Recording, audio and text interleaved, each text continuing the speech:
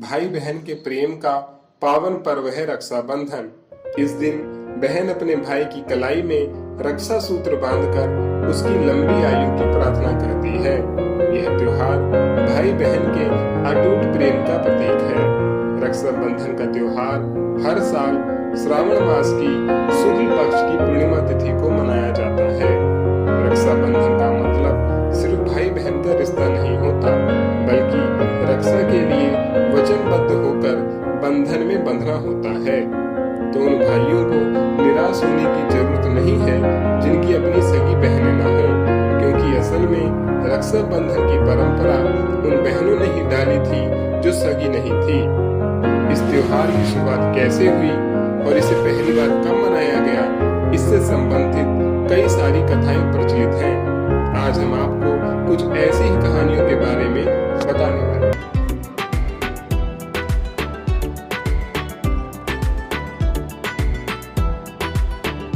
पहली कहानी है रानी कर्णावती और हुमायूं की। इतिहास में रक्षाबंधन की शुरुआत रानी कर्णावती व सम्राट हुमायूं से हुई।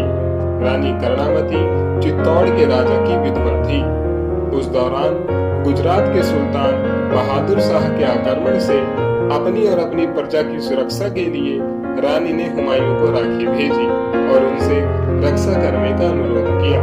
हुमायूं ने भी उनकी राखी को स्वीकार कर उन्हें अपनी बहन का दर्जा दिया और उनकी प्रजा की सुरक्षा भी की। दूसरी कहानी है श्री कृष्ण व द्रौपदी की। राखी से जुड़ी एक सुंदर घटना का उल्लेख महाभारत में भी मिलता है। सुंदर इसलिए क्योंकि यह घटना दर्शाती है कि भाई बहन के स्नेह के लिए उनका सगा होना जरूरी नहीं है। कथा है कि जब भरी सभा में शिशुपाल ने भगवान श्री कृष्ण का अपमान किया तो श्री कृष्ण ने अपने सुदर्शन चक्र से उसका वध कर दिया। लौटते हुए सुदर्शन चक्र से भगवान की बाएं हाथ की छोटी उंगली थोड़ी कट गई और खून बहने लगा। यह देख द्रौपदी बेहद दुखी हुई और उन्होंने अपनी साड़ी का पल्लू फाड़कर श्री कृष्ण की उंगली पर लपेट दिया, जिससे उनका खून बहना बंद हो गया। तभी से श्री कृष्ण ने द्रौपदी को अपनी बहन स्वीकार किया और वचन दिया कि वह इसका ऋण जरूर चुकाएंगे। वर्षों बाद जब पांडव द्रौपदी को जुए में हार गए और कौरवों ने भरी सभा में द्रौपदी का चीर हरण करने का प्रयास किया तो श्री कृष्ण ने चीर बढ़ाकर द्रौपदी की लाज रखी और इस तरह अपने वचन को पूरा किया। तीसरी और सबसे रोचक कहानी है माता लक्ष्मी और राजा बलि की। राजा बलि दैत्यों के राजा थे जिन्होंने अपनी शक्ति के बल पर पृथ्वी और स्वर्गलोक को जीत लिया था।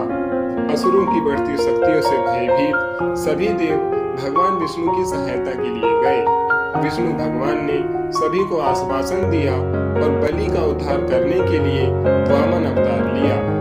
एक बार जब राजा ने यज्ञ का आयोजन किया तो भगवान विष्णु भी ब्राह्मण रूप में वहां गए। ब्राह्मण को देखकर दैत्यराज बलि ने उनका स्वागत किया और बोला, आज्ञा दीजिए, मैं आपकी क्या सेवा करूं? धन, अन्न, भूमि, आपकी जो इच्छा हो निसंकोच मांग लीजिए।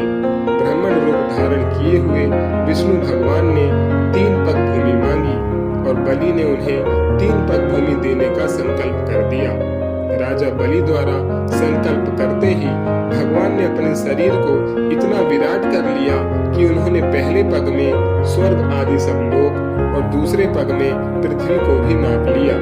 तीसरा पग रखने के लिए कोई स्थान ही नहीं बचा।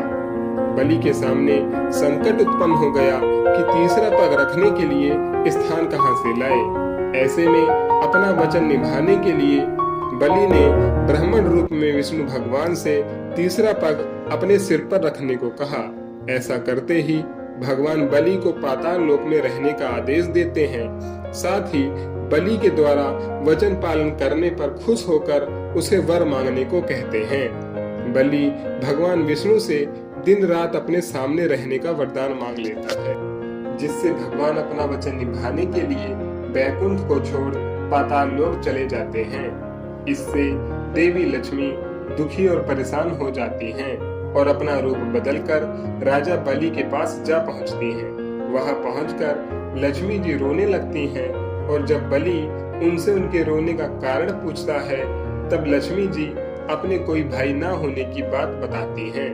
इस पर राजा बलि उनका भाई बनना स्वीकार कर लेता है।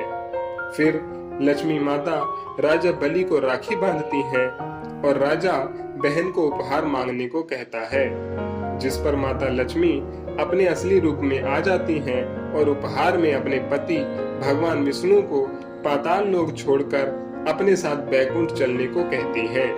राजा बलि अपनी बहन की इस इच्छा को पूरा करते हैं और भगवान विष्णु को लक्ष्मी जी के साथ जाने देते हैं। और इस तरह रक्षाबंधन से जुड़ी एक और कहानी का अंत हुआ।